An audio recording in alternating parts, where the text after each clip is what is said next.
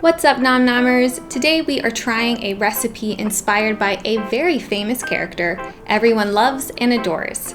Described as a shockingly tart treat to share with your friends, we'll be making Pikachu lemon tarts from my Pokemon Cookbook. Let's dig in. I wanted to start by showing you what we're trying to achieve here. This is a photo from the cookbook of our end goal. It's adorable, it's cute, and most importantly, it looks like Pikachu. So, with that end goal in mind, let's start baking. I started by making the tart shells.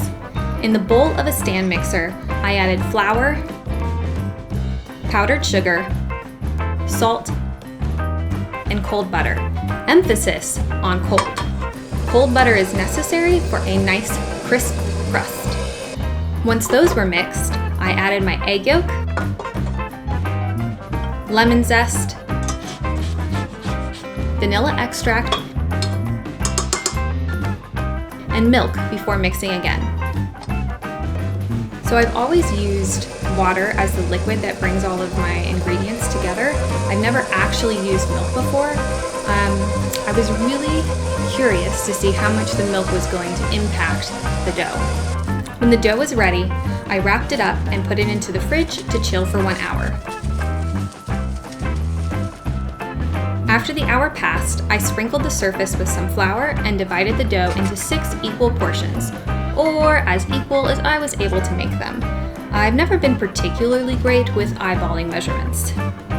Next, I attempted to roll out one of the dough portions. I say attempted because this dough was really sticky. Like a little bit of flour was not going to do it. I literally couldn't get the dough off my counter the first time I rolled it out. It was also really fragile. It turns out that when you add milk to your dough instead of water, it makes it very soft.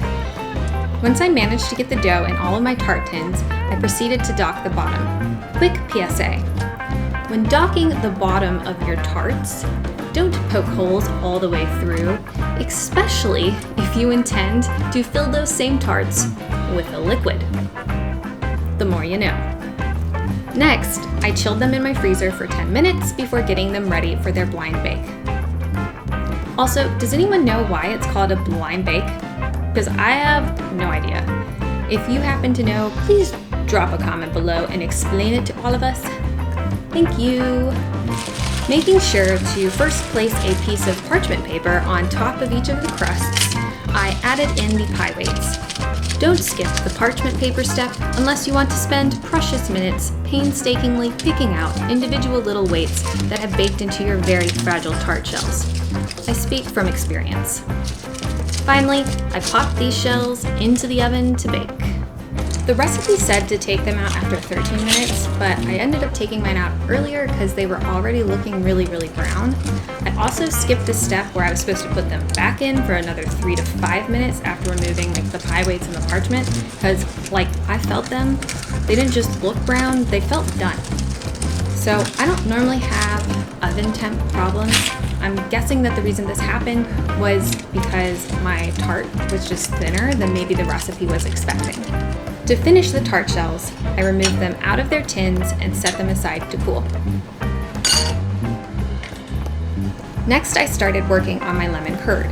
I added 6 egg yolks to a medium saucepan, along with my sugar and lemon zest. I whisked until the sugar was dissolved and I had a nice pale yellow color. Then I added my salt and lemon juice, turned on the heat to low, and whisked until the curd thickens. Confession time, I've only made a lemon curd once before. Not gonna lie, it turned out amazing, but that didn't mean that I wasn't really nervous to make a lemon curd again, especially with a different recipe. Because if that lemon curd doesn't set, you don't have a dessert. You've literally just failed. The cookbook said that 10 minutes was a good estimate for when the curd should be thickened enough.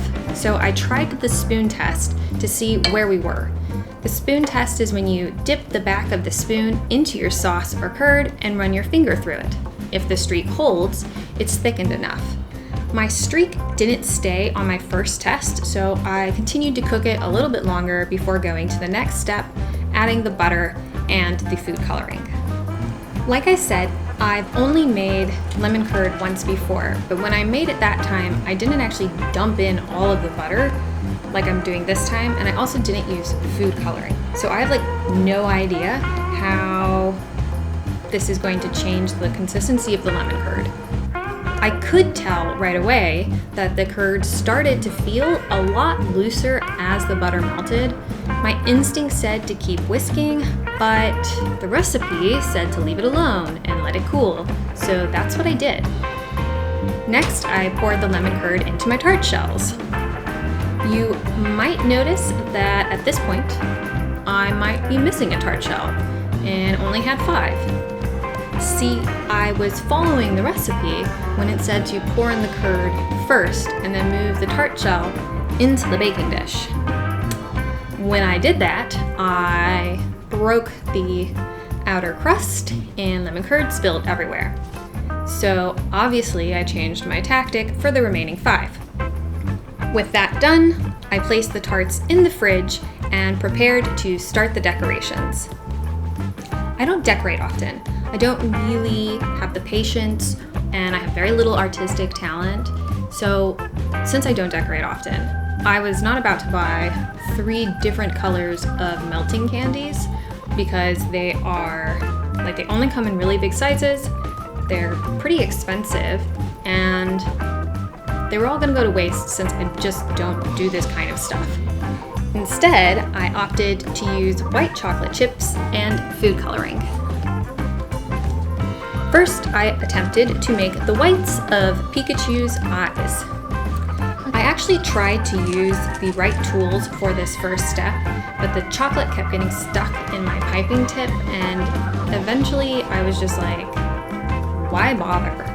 So for the rest of the decorating, I kind of just winged it. Using a knife, I plopped on a black dot of chocolate over the set white chocolate to form the blacks of Pikachu's eyes.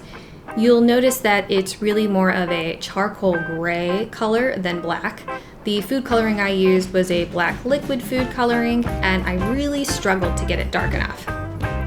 Next, the recipe said to make the black tips of Pikachu's ears, with no guidance on how to do that, so I just made it up. In the continued spirit of winging things, I also used a toothpick to draw the mouth and nose. I actually broke the toothpick in half on accident, but jokes on the toothpick because it made it easier to actually draw the shapes. Last but not least, I had to add the little yellow bits onto Pikachu's ears. I got super lucky here. So to make the yellow for his ears, I actually used a gel food coloring, and when the gel food coloring and the white chocolate mixed together, it turned it into like this Play-Doh consistency that made it moldable. I'm pretty sure that this accident is the only reason why these ears even look kind of remotely like ears. At last, all of the decorations were done, so I laid everything out on a cutting board just to kind of get a sense of where things were gonna go. And not gonna lie, they looked pretty good. I was kind of surprised, thinking maybe my Pikachu might look good. It's almost too embarrassing to show this to you, but you have made it this far, and you do have a right to see what I ended up making. Just please remember, be kind, words hurt, and I did try really hard. So how does it taste? I wish I could tell you. Unfortunately, my greatest fear came true and the lemon curd never set. When I went to cut into it, the curd just sort of poured out. Was it me? Was it the recipe? Probably some combination of both. I'm very frustrated with the outcome of this recipe because I literally spent the better part of a day trying to make this dish, and nobody wants to see something that they, make just fail. I'm doubly frustrated because according to the cookbook, this recipe only rates as a 2 out of 4 difficulty level. You know what else only rates as a 2 out of 4? The Gengar yogurt bowl that I made the other day. And just one other point, It's kind of like the chefs who were behind this recipe forgot that decorating was a large component of making this dish. The instructions weren't very helpful, the equipment needed to decorate wasn't even listed, and they definitely did not include the time it took to do these decorations into their overall time estimation. Will I make the recipe again? As much as this recipe frustrates me, you have to admit that the tarts are just super duper cute. So I probably won't make this exact version of this recipe, but I could see myself trying to recreate it using my own recipes and still getting the cute little Pikachu face. Thank you so much for watching this recipe review. If you've made this dish before, please let me know what you thought of it in the comments below. And as always, if you liked the video, please give it a thumbs up and subscribe to see more. See you next time.